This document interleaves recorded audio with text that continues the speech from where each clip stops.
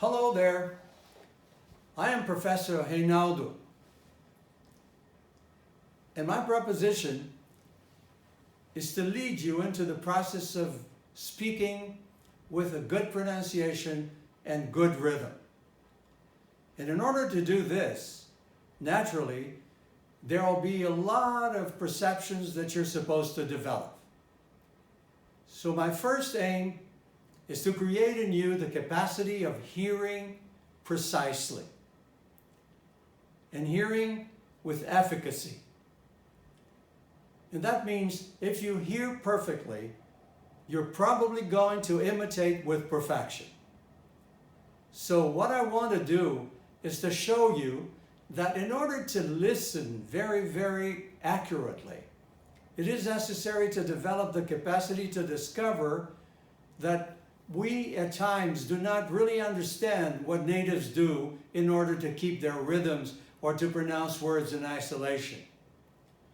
It is absolutely necessary to develop the capacity to discover the devices that natives use in order to put their rhythms in a natural form, in order to make their rhythms flow in a very natural manner, without bumps, without unnecessary stops, with pauses that create difficulty for people to understand you.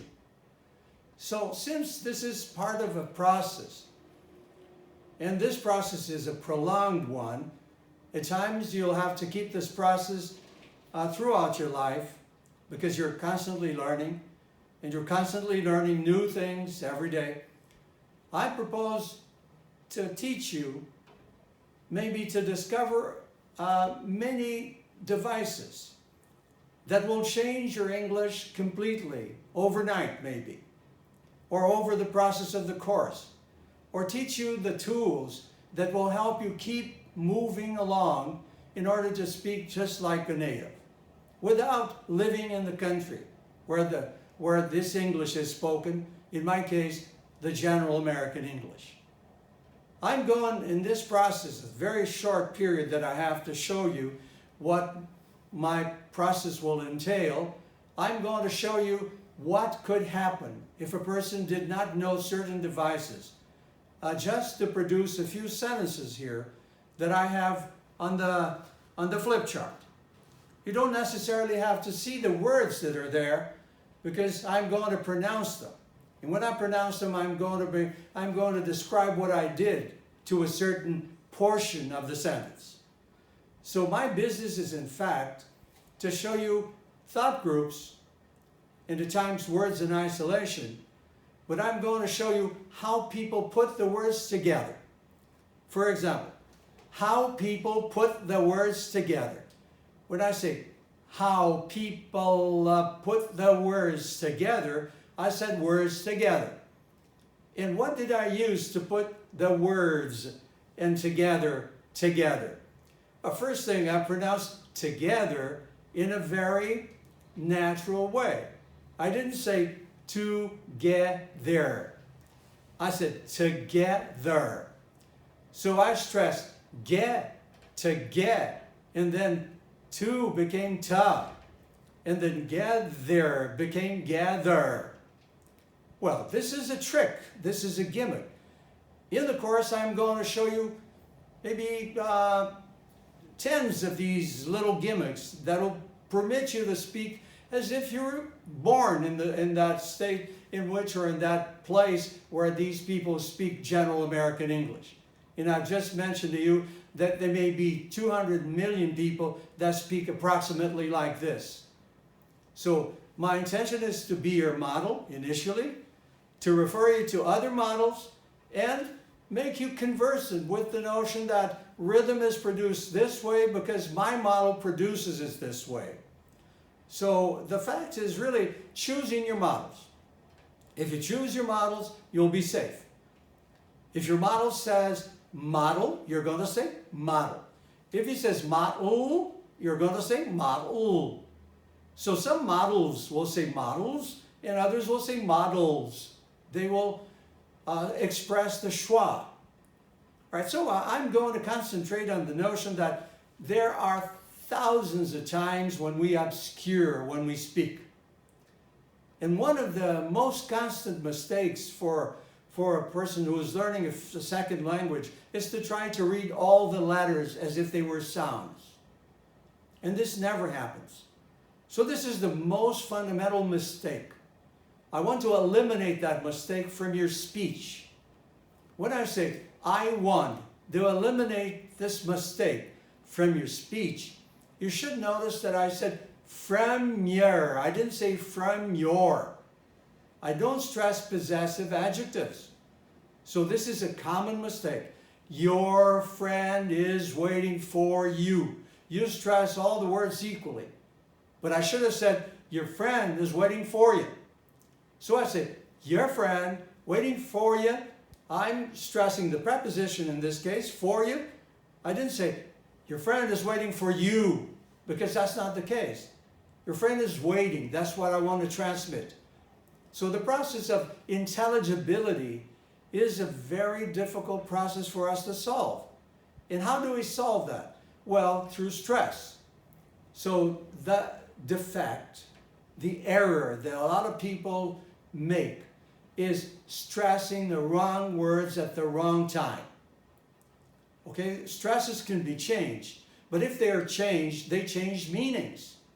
And you're not supposed to change meanings when you don't mean what you're changing. People don't understand that stress is phonemic. So I'm going to show you that stress is phonemic, that stress makes it easier for the person to understand you, and stress is absolutely necessary. So never learn a word without learning where the stress is, because it's going to change the pronunciation of the word. And if I say change the pronunciation of the word, it's because change the pronunciation of the word in one rhythm is said like this. But in the normal rhythm is change the pronunciation of the word. In this case, I didn't say the of. I just said changes the pronunciation. I said changes the. Changes, I didn't say changes the. Well, I'm going to teach you those elements with clarity so that you can discover what people are doing. When they say the word clarity, they say clarity because of the stress. If they said clarity, the stress would be different. Clarity would be different. So clarity makes the second syllable become a schwa, containing a schwa. Clarity. Well, I did some other thing here, and this is a very important thing. The T is not stressed.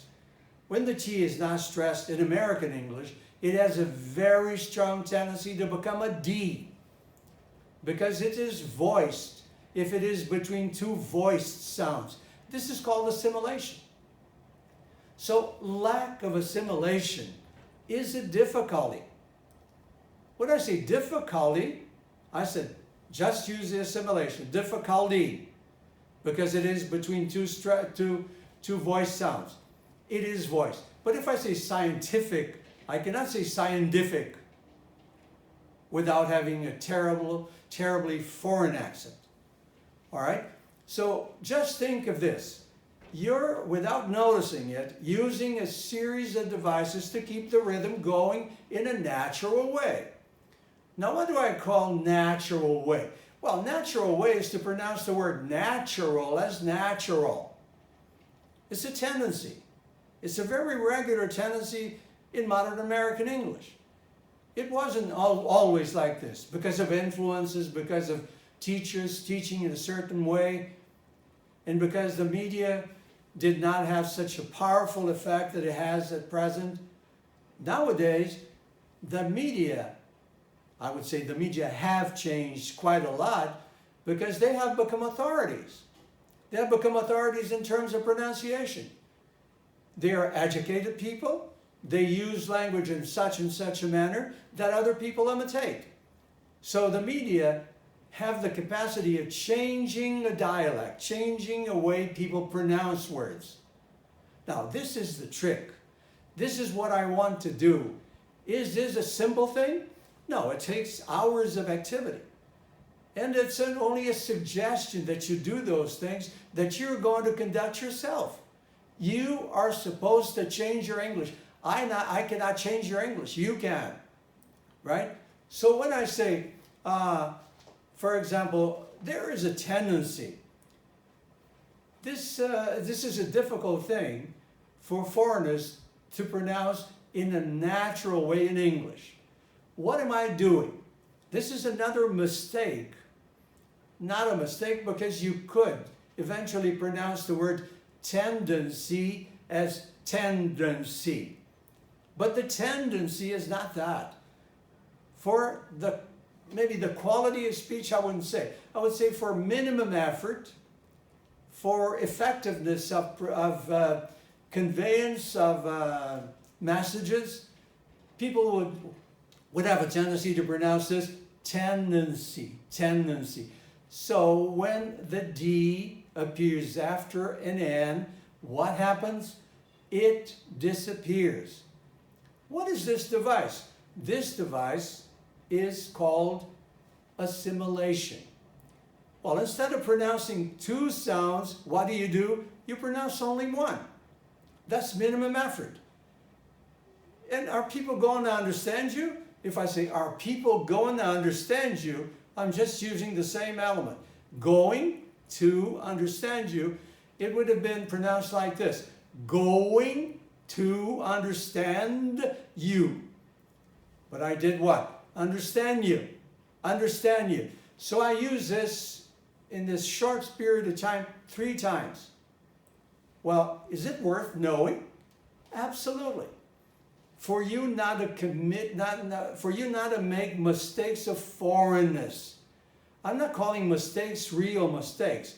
I'm talking about mistakes that will place you in a natural group of people that speak naturally. So let's think about naturally again. I say naturally was pronounced formally. Now it is pronounced naturally. But naturally contains the schwa.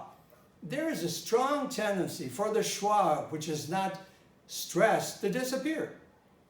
For example, in everyday, every time, delivery, well, when the schwa is not stressed, it disappears. This is a strong tendency. Are you going to have to learn it? You're going to have to learn it. You're going to have to learn it. Have to learn it. Well, I just have to learn. Well, this is part of what? Vocabulary. When have has to indicates that you have an obligation to do it, to do something, you pronounce it have to. All right, have to will be part of our elaborations during the course. You can see there's a variety of things that we're going to do. Okay? One of them is to teach you how to pronounce variety. All right? Variety. What is variety? What am I doing? Va is accented. So variety. The variety becomes variety. Well, this is okay for our first encounter. We'll have some 4 encounters more. Right? We're now opening subscriptions for the course. Okay, they will be open for 7 days. And you'll get a special discount if you subscribe now. It's going to be a 30% discount for the course. I hope you do it. See you next time.